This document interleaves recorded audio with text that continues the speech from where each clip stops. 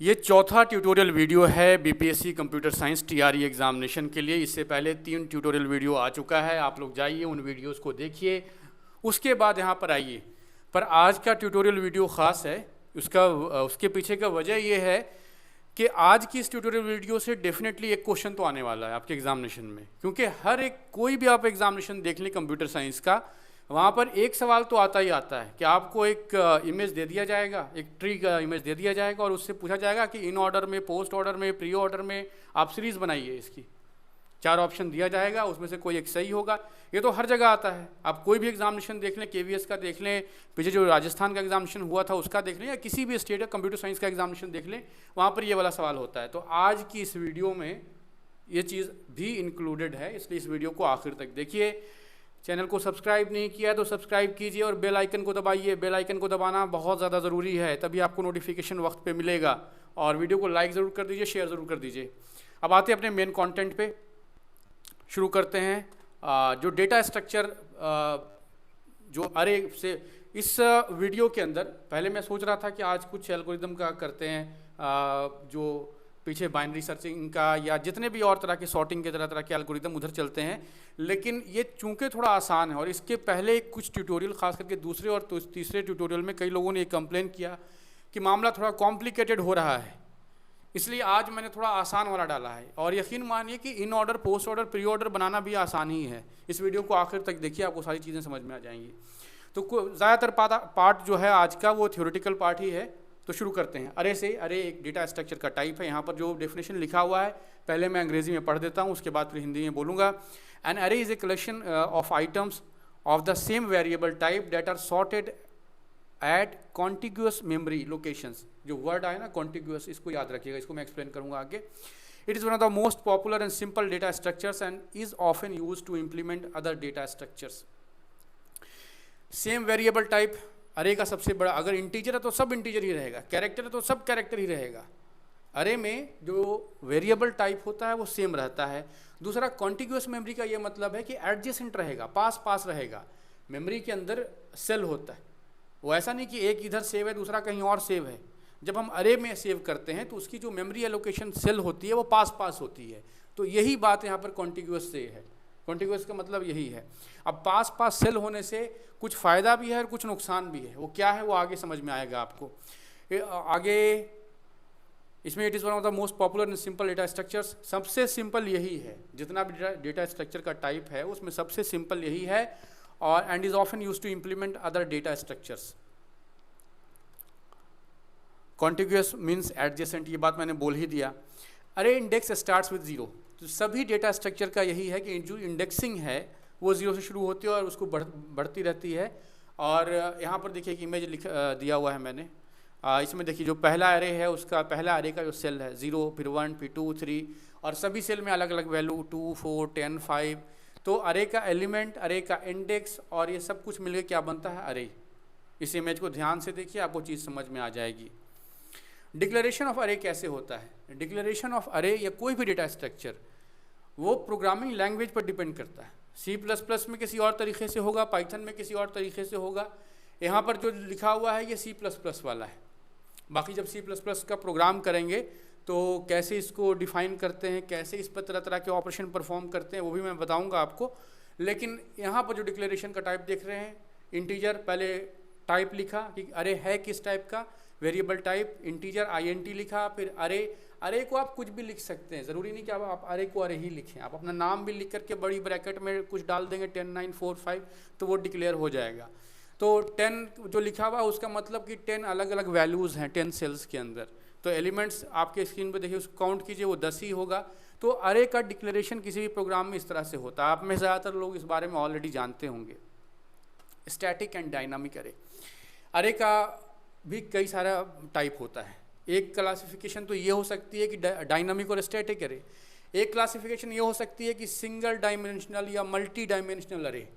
वो सबसे आपसे सवाल नहीं पूछा जाएगा। सिंगल डायमेंशनल आप समझ रहे हैं कि एक कतार है। जो 2 डायमेंशनल है वो x और y है। जब 3 डायमेंशनल बोलेंगे तो x, y, z तीनों एक्सिस पर, मतलब उसी तरह की बनावट होगी, कहने का ये मतलब है। तो स्टैटिक और डायनामिक अरे क्या है, इसको थोड़ा समझिए।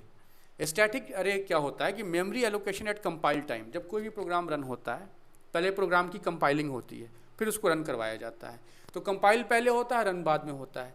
तो यहाँ पर स्टैटिक अरे में क्या है कि मेमोरी जो एलोकेट होगा वो कंपाइल टाइम पर ही हो जाएगा। मतलब शुरू में ही जो मेमोरी देना आपने दे दिया, फिक्स कर दिया कि 10 सेल चाहिए, तो ये हमारी 10 फिक्स कर दिया, ब्रैकेट के अंदर 10 लिख दिया।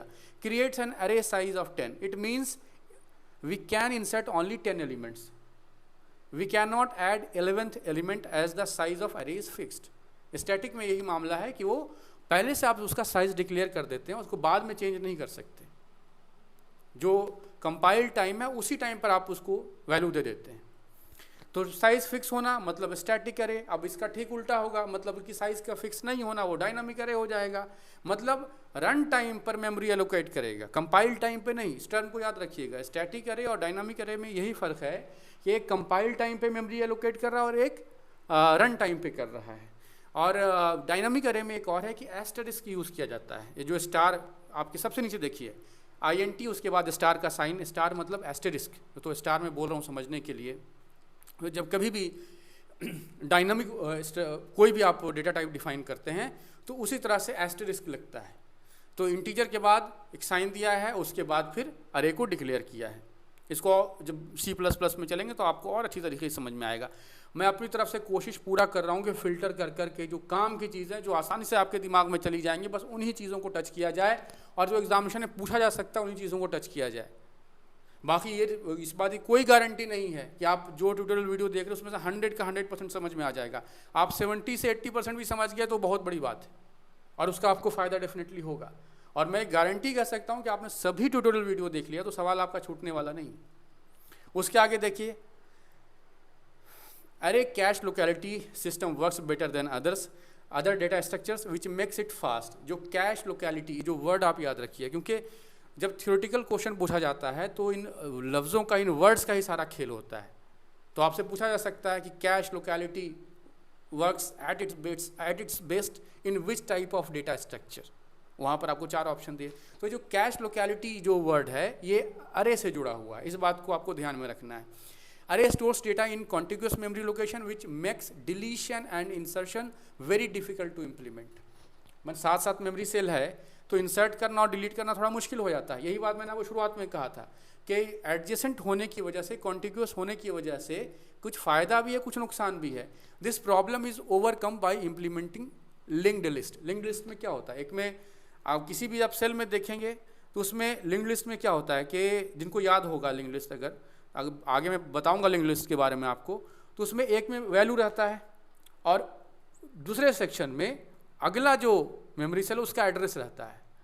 तो लिंक्ड लिस्ट में एक ही सेल के अंदर 2 सेक्शन बना हुआ होता है। बाकी जब लिंक्ड लिस्ट पढ़ाएंगे तो आपको और ज़्यादा क्लैरिटी आ जाएगी। अब आते हैं बाइनरी ट्री पर। अरे से पूछे ना पूछे सवाल, बाइनरी ट्री से डेफिनेटली सवाल पूछा जाएगा। बाइनरी ट्री को समझ लीजिए क्या होता है। बाइनरी, जब हम बोलते हैं बाइनरी मतलब 2, पूरा कंप्यूटर सिस्टम बाइनरी सिस्टम पर काम करता है। कंप्यूटर में आप कुछ भी लिखें, कुछ भी करें, कोई भी डेटा का फॉर्म है, सब 0101 है। कंप्यूटर को असल में सिर्फ 0101 ही समझ में आता है। जब इस 0101 को हम इकट्ठा कर लेते हैं तो ये कैरेक्टर बन जाता है जो हम लोग लिखते हैं, या ये वीडियो बन जाता है, या ये फ़ोटो बन जाता है, या कोई और भी डेटा का टाइप बन जाता है। इवन कुछ मैं बोल भी रहा हूँ, मेरी आवाज़ आप सुन रहे हैं, ये भी 0101 ही है। कुछ भी जो डिजिटल है ये 0101 ही है, ये बाइनरी सिस्टम पर ही काम कर रहा है। तो बाइनरी ट्री यहाँ पर जो है, हालांकि ये थोड़ा अलग मामला हो गया, बाइनरी ट्री अलग है, जो मैं बोल रहा था वो अलग मामला है। मैं बस ये कहना चाह रहा था कि बाइनरी सिस्टम का बड़ा इंपॉर्टेंस है कंप्यूटर के रन करने में। अब यहाँ पर देखिए बाइनरी का क्या चक्कर। It is defined as tree data structure where each node has at most 2 children. At most लिखा गया, ज़्यादा से ज़्यादा 2, जो 2 हर नोड पर ज़्यादा से ज़्यादा 2 होंगे, उससे कम भी हो सकता है। ये क्या है, एक बाइनरी ट्री है। अब डिक्लेरेशन कैसे होगी बाइनरी ट्री की वो देखिए। तो C++ के अंदर बाइनरी ट्री को स्ट्रक्ट से डिफाइन करते हैं। जब आपने स्ट्रक्ट वर्ड यूज़ किया C++ के अंदर, आप लोगों को पता होगा कि बहुत सारे प्री डिफाइंड वर्ड्स हैं जिसको हम लोग यूज़ करते हैं। उन वर्ड्स को डेफिनेटली आपको याद करना पड़ेगा। तो स्ट्रक्ट भी उन्हीं में से एक वर्ड है। जब कभी भी हमें प्रोग्राम के अंदर बाइनरी ट्री डेटा स्ट्रक्चर का यूज़ करना होता है तो हम स्ट्रक्ट का यूज़ करते हैं। बाइनरी ट्री ट्रैवर्सल को देखिए। कोई भी आप डेटा टाइप अगर ले रहे हैं, अरे ले रहे हैं, अपना लिंक लिस्ट ले रहे हैं, बाइनरी ट्री ले रहे हैं, इवेंचुअली गेम सारा क्या है कि आप कितना आसानी से डेटा को इंसर्ट करा रहे हैं, डिलीट करा रहे हैं, एक्सेस कर रहे हैं, क्योंकि डेटा का ऑर्गेनाइजेशन है ये जी, डेटा का असेंबली है, कोई भी डेटा स्ट्रक्चर। तो यहाँ पर जो बाइनरी ट्री के अंदर भी कुछ खूबियाँ हैं और कुछ खामियाँ हैं, कुछ इसके प्रोस हैं, कुछ कॉन्स हैं, और उसी के बारे में हम लोग अभी बात करेंगे कि बाइनरी ट्री में ट्रैवर्सल का क्या सिस्टम होता है।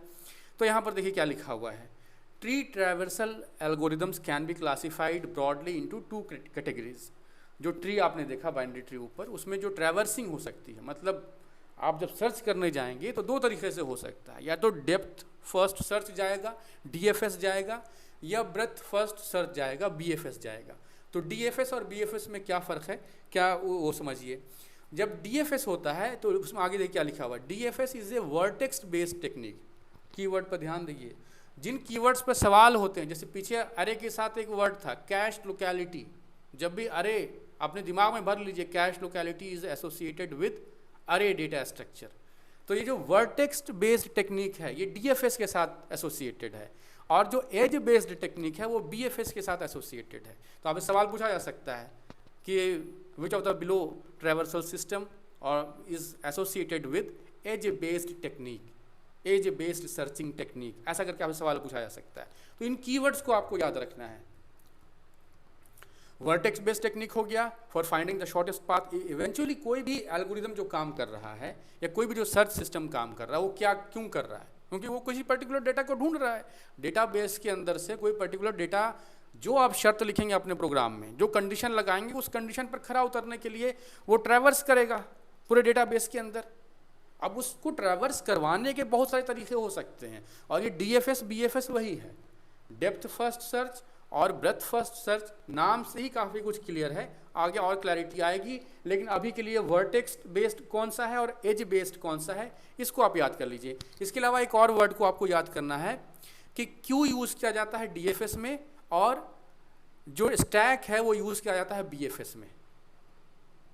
Stack is associated with BFS और क्यों यूज़ किया जाता है DFS में, इसको भी आपको याद करना है। ये 2 इंपॉर्टेंट पॉइंट जो मुझे लगा, जिस पर सवाल पहले कई बार पूछा जा चुका है, वो मैंने यहाँ पर लिख दिया है। अब ये तो थी रट्टा मारने वाली चीज़ें, अब कुछ समझ लीजिए। आपके स्क्रीन पर एक इमेज दिख रहा है और उसके बेसिस पर BFS DFS क्या है वो मैंने नीचे लिख दिया है। लेफ्ट साइड वाली इमेज देखिए, देखिए इसमें BFS में क्या होता है कि एक लेवल के लोगों को एक लेवल पर लिखा जाता है, एक लेवल के लोगों नहीं, एक लेवल के एलिमेंट्स को। जैसे कि देखिए ये जो 0 है ये एक लेवल पर है, ये 1 2 एक सिमिलर लेवल पर, सेम लेवल पर है, ये 3 4 5 6 एक लेवल पर है। BFS में आप एक बात याद रखिए, हमेशा शुरुआत लेफ्ट वाले से होगा और एक लेवल के एलिमेंट्स को एक जगह लिखा जाएगा। जैसे कि सबसे ऊपर 0 से शुरू हुआ, फिर हम आए 1 पे, तो 1 के लेवल का कौन है 2 है, तो 0 1 2 लिख दिया। अब 2 से फिर लेफ्ट साइड पर चला गया, 3 4 5 6 लिख दिया। तो BFS में मैंने वही लिखा हुआ है, देखिए 0 1 2 3 4 5 6, ये BFS है इसका। जब BFS का एल्गोरिदम चलेगा तो इसी तरह से ट्रैवर्स करता हुआ आएगा। DFS में कैसे आएगा वो देखिए, यहाँ पर एक ट्री बना हुआ है। DFS में डेप्थ फर्स्ट जाएगा। यहाँ पर हमने क्या कर दिया कि ब्रेथ फर्स्ट था लेफ्ट साइड वाला, राइट साइड वाला डेप्थ फर्स्ट, नाम से क्लियर है, डेप्थ मतलब गहराई तक जाएगा, बाएं दाएं मुड़ने से पहले वो गहराई तक जाएगा। तो सबसे पहले 0 से शुरू किया, 1 पर आ गया, और गहराई में गया, 3 पर आ गया, तो 0 1 3। अब गहराई पर नहीं जा सकते हैं, तो अब अपने बराबरी वाले लेवल पर गया। इस पहले वाले में क्या था कि पहले बराबरी के लेवल पर सबको एलिमेंट्स को एसोसिएट इकट्ठा कर रहा था। अभी इसमें क्या है कि पहले सबसे गहराई पर जाएगा, फिर उस लेवल पर देखेगा कि वो कौन कौन है, तो उस लेवल पर लिखा जाएगा, फिर उसके बाद उसी तरह से आगे मूव करेगा। जैसे यहाँ पर क्या होगा, 0 होगा सबसे पहले, शुरुआत तो वहीं से, और गहराई पे गया 1 आया, और गहराई पे गया 3 आया। अब तो नहीं जा सकता है, तो अब वो अपने लेवल वालों को उसने कॉल किया, 4 पे आ गया। अब चूंकि अब यहाँ से लिंक नहीं है, ये लेफ्ट साइड का था, अब राइट साइड पर हम लोग गए, तो राइट साइड में 0 के बाद सबसे ज़्यादा डेप्थ कहाँ है, 2 पर है। फिर और डेप्थ क्या है, और डेप्थ आया, मैंने बोला था आपको लेफ्ट साइड पे जाना है, तो 5 पर आ गया, फिर उसके लेवल पर कौन है, तो 6 आ गया। तो BFS DFS में 2 ही चीज़ है कि एक तो लेफ्ट को प्रायोरिटी मिल रही है, दोनों में आप देख रहे हैं, और दूसरी एक में सेम लेवल के एलिमेंट्स को साथ साथ रखा जा रहा है, और दूसरे में जितना गहराई तक हो सकता है उतना गहराई तक जा करके ही फिर आगे की तरफ ट्रैवर्स किया जा रहा है।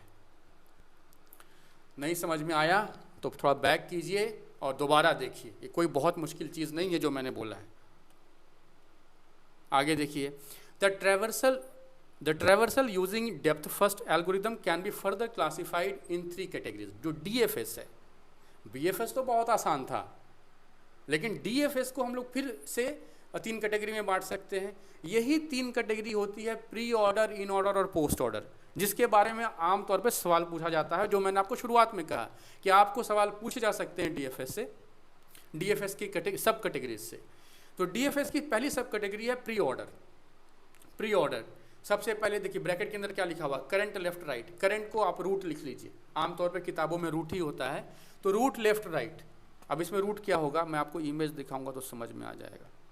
ये जो सबसे ऊपर वाला जो है वो रूट है, और जो भी अपने सब ट्री का हेड होगा वो भी रूट होता है।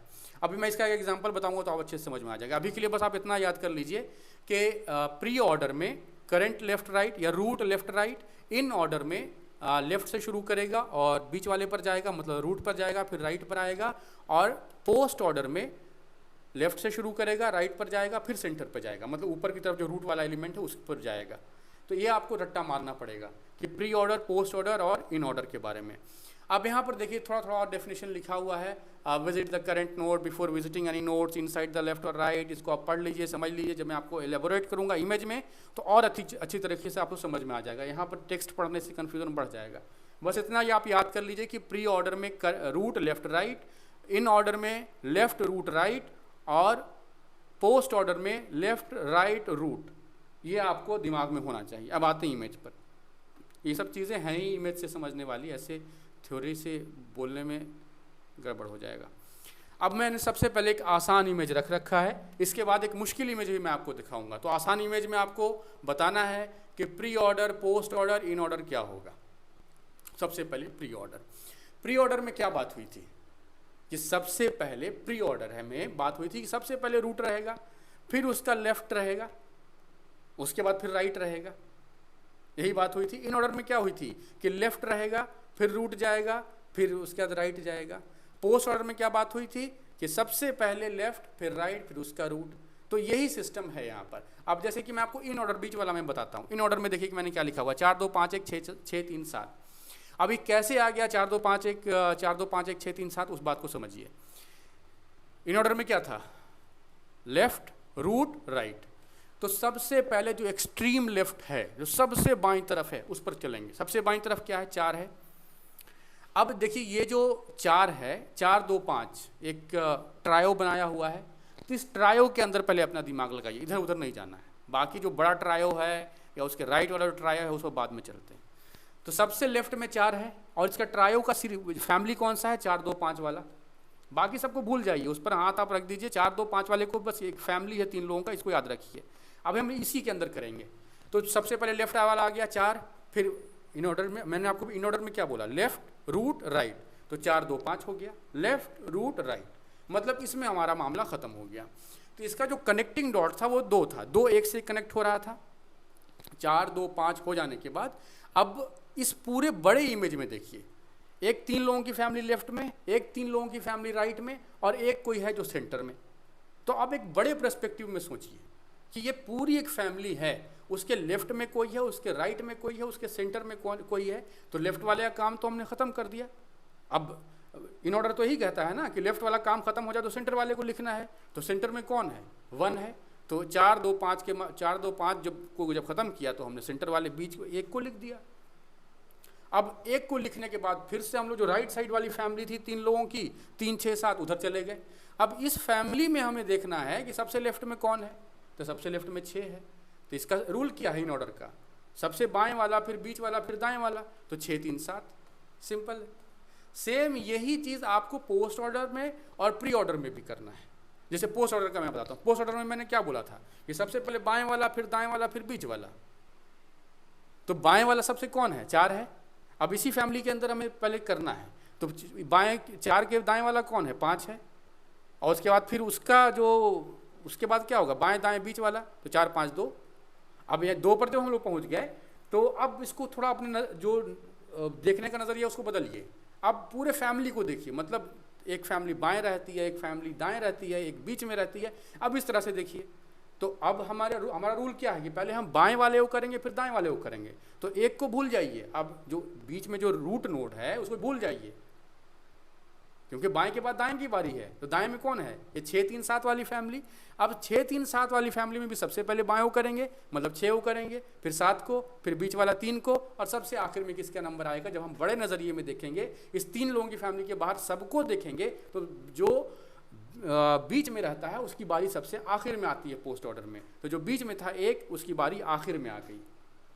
अब इसमें कुछ चीज़ें ध्यान देने वाली हैं कि देखिए, एक तो सबसे जो बीच में रहेगा वो सबसे आखिर में आएगा ही आएगा, लेकिन जो अपनी अपनी फैमिली में भी जो बीच में था वो लास्ट में आया है। जैसे कि देखिए, 2 जो है वो अपनी फैमिली में लास्ट में आया, और 3 जो है वो अपनी फैमिली में लास्ट में आया, और जो इस पूरे घर का हेड था, मतलब एक रूट नोड था, वो सबसे लास्ट में आया। तो थोड़ा प्रैक्टिस करेंगे, थोड़ा दिमाग लगाएंगे तो आपको समझ में आ जाएगा, इतना ज़्यादा मुश्किल नहीं है। अब हम लोग चलते हैं कॉम्प्लिकेटेड। आपसे सवाल इतना आसान नहीं पूछेगा, ये तो मैंने बताने के लिए, आपको समझाने के लिए ये सब बोल दिया। एग्जामिनेशन में आपसे इस तरह का इमेज दिया ही नहीं जाएगा, वहाँ पर बहुत सारे ट्रीज लगा दिए जाएंगे, कुछ 3 उधर 2 उधर 4 उधर, वैसे करके दिया जाता है। इतना आसान आपसे पूछा नहीं जाएगा। तो आपसे पूछा जाएगा कुछ इस तरह का, जो आपके स्क्रीन पर अब आ रहा है।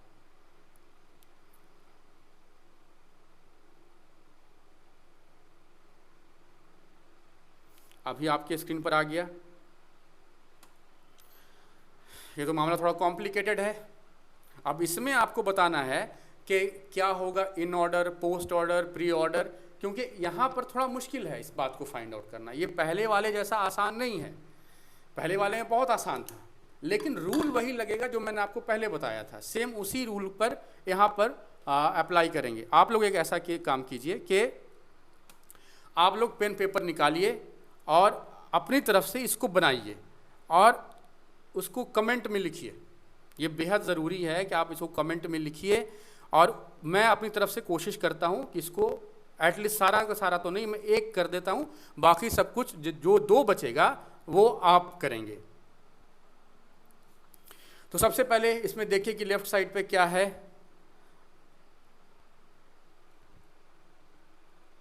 इसके पूरे के पूरे एलिमेंट्स को एक बार अच्छी तरीके से स्कैन कीजिए, और लेफ़्ट साइड पे कौन है और राइट साइड पर कौन कौन से एलिमेंट हैं, कौन कौन सी फैमिली बन रही है, ट्रायो कहाँ कहाँ बन रहा है, इन ऑर्डर और पोस्ट ऑर्डर में क्या क्या हो सकता है।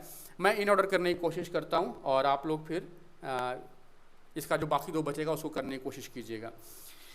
तो हालांकि मैंने पहले से कर रखा है ये सारा कुछ, तो मैं अभी आपको इन ऑर्डर समझाने की कोशिश करता हूँ। जैसा मैंने इन ऑर्डर में पहले कहा था, जो सबसे लेफ्ट साइड पर होगा सबसे पहले उसको रिकॉल करेंगे। सबसे लेफ्ट में कौन है? इन ऑर्डर में क्या होता है? इन ऑर्डर है left root right, in order का यही रूल है। तो सबसे लेफ्ट में कौन है? एच है। उस फैमिली के अंदर, 3 लोगों की फैमिली के अंदर बात करें, कभी कभी ये फैमिली 2 लोगों की भी हो जाती है, हमेशा ये 3 लोगों की फैमिली नहीं रहेगी, इस बात का भी आपको ख्याल रखना है।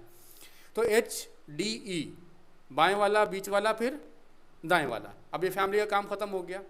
अब जब एक फैमिली का काम खत्म होता है तो उस पूरे इमेज को देखने का नज़रिया बदलना होता है। फिर देखना होता है कि पहले क्या था, 3 लोगों की एक फैमिली थी, तीनों को अलग अलग देख रहे थे, और जब इस फैमिली का काम कर देते हैं, मतलब इनको सजा देते हैं, तो फिर इन तीनों को एक कंसीडर करके देखना होता है। तो अब मान लीजिए कि डी पर कोई एक है, और उसके बाद उसका कौन सा लेफ्ट है, उसका कौन सा राइट है, उसका कौन सा नोड है। तो अब हमारी देखने का जो नज़रिया है वो बदल गया है। पहले डी पर के नीचे 2 लोग लगे हुए थे, अब हम इस नोड को, डी वाला नोड को एक कंसीडर कर रहे हैं, और उसके बाद बी और ई, मतलब इसको एक नोड डी को कंसीडर कीजिए और बी और ई को एक ट्रायो टाइप बनाइए। तो वैसे में क्या होगा, जब डी पर मानेंगे कि एक है, एक किस लिए मान रहे हैं, क्योंकि इसका काम तो हम पहले ही कर चुके हैं, हमने तो HDI पहले ही लिख दिया। तो अब रूल क्या है कि जब ये डी वाला काम हो गया, जो ये डी पर है, इसका जब काम हो गया तो बाएं का काम तो खत्म। तो बाएं के बाद किसको लिखते हैं? बीच वाले को, फिर दाएं वाले को, तो बी और ई लिख दीजिए। बी और ई हो गया। अब क्या हो गया कि इस पूरे का काम खत्म, ये जो पूरा वाला जो सेक्शन है, ये पूरा सेक्शन का काम खत्म हो गया। अब इस वाला सेक्शन दाहिने बचा, और अब ये पूरा सेक्शन एक बन गया। अब रूल क्या है कि जब भी हम बाएं को कर लेते हैं तो रूट पर जाते हैं, इन ऑर्डर में तो यही रूल है ना, तो हम ए लिख देंगे। अब इसके बाद हम दाहिने आ जाएंगे, तो दाहिने वाले को अब हम देखते हैं कैसे सजाना है। यहाँ पर थोड़ा सा मामला कॉम्प्लिकेटेड है। अब ये लेफ्ट वाला उम्मीद आपको समझ में आ गया होगा। पहले इस 3 को हमने सजाया रूल के हिसाब से, उसके बाद इस 3 को एक कंसीडर किया और बी और ई को इन 3 लोगों की फैमिली माना, फिर इसको सजा दिया, फिर ये पूरे को एक माना और ए एक हुआ और ये वाला पोर्शन को एक माना, मतलब 3, मतलब एक बाएं तरफ लोग, एक इंसान, एक बीच में इंसान और एक दाहिनी तरफ इंसान, इन तीनों को एक माना। तो इन तीनों को जब एक मानते थे तो बाएं बीच में और फिर दाहिनी जाता था, तो बाएं वाला पूरा हो ही गया, बीच वाले को हमने लिख दिया। अब दाहिने वाले की बारी है। तो अभी तक हम कहाँ तक लिख चुके हैं? अभी तक हम लिख चुके हैं HDIBEA, यहाँ तक लिख चुके हैं। दाहिनी तरफ देखिए। अब जब दाहिनी तरफ आएंगे तो हम लोग आएंगे कहाँ पर? C पर। लेकिन C तो एक्सट्रीम लेफ्ट नहीं है। अब इसमें इन ऑर्डर में हमेशा ये चीज़ होता है कि एक्सट्रीम लेफ्ट को ही पहले लिखा जाता है। तो एक्सट्रीम लेफ्ट क्या है? F है, तो F को लिखा जाएगा। एक्सट्रीम लेफ्ट हमने लिख दिया। अब एक्सट्रीम लेफ्ट के बाद बारी आती है किसकी? जो बीच वाले की, बीच वाले को लिख दिया। अब हम लोग G पर पहुंच गए। दाहिने वाले की लिखने की बारी थी, लेकिन जैसे ही हम G पर पहुंचे तब हमें पता लगा कि एक और है लेफ्ट में लगा हुआ, और लेफ्ट वाले को तो प्रायोरिटी दी जाती है। यहीं पर सारा गड़बड़ है। ये इसी में स्टूडेंट कंफ्यूज करके गड़बड़ कर देते हैं। तो F हमने लिखा, जब दाहिनी साइड का हम ट्रैवर्स करने आए तो हमने F लिखा, समझ में आता है, बाईं तरफ था। फिर हमने बीच वाला लिखना था, C लिख दिया, C लिख दिया। उसके बाद दाहिनी तरफ वाले की जब G की लिखाने की बारी आई तो हमने ये देखा कि G के नीचे भी कोई लगा हुआ है बाएं में, तो G को ना लिख करके पहले J को लिखेंगे फिर G को लिखेंगे। इस बात को समझने की कोशिश कीजिए कि हर नोड पर आपको देखना है कहीं उसके बाएं में कोई है तो नहीं। अगर उसके बाएं में कोई है तो पहले उसको लिखेंगे, उसके बाद उस नोड को लिखेंगे। इन ऑर्डर का यही रूल है। तो पूरा का पूरा सीरीज क्या बना इन ऑर्डर का, इस कॉम्प्लिकेटेड इमेज का? HDIBEAFCJG। मैं फिर से रिपीट करता हूं, HDIBEAFCJG। यही इन ऑर्डर बना। बाकी आप लोग पोस्ट ऑर्डर और दूसरा वाला कीजिए। अगर आप इस चीज़ को कर देते हैं तो आपका 1-2 नंबर पक्का है एग्जामिनेशन में। यहाँ तो सवाल आता ही आता है। तो अभी के लिए यही सारी चीज़ें। वीडियो को शेयर ज़रूर कर दीजिए और बेल आइकन को प्रेस कीजिए, तभी आपको पता लगेगा कि नोटिफिकेशन आएगा, तभी समझ में आएगा। बिना बेल आइकन को प्रेस किए, नोटिफिकेशन में ऑल किए, आपको पता ही नहीं लगेगा कि आपने कब वीडियो अपलोड हुआ है कब नहीं। तो ये बेहद ज़रूरी है। तो अभी के लिए यही सारी चीज़ें। आगे की वीडियो में मैं कोशिश करूँगा कि कंटेंट को और बेहतर बनाया जाए और क्लैरिटी से चीज़ों को समझाया जाए, और एग्जामिनेशन में जितने भी लोग यहाँ से चीज़ों को समझ रहे हैं वो बेहतर से बेहतर स्कोर कर पाएँ। अभी के लिए इतना ही। Thank you.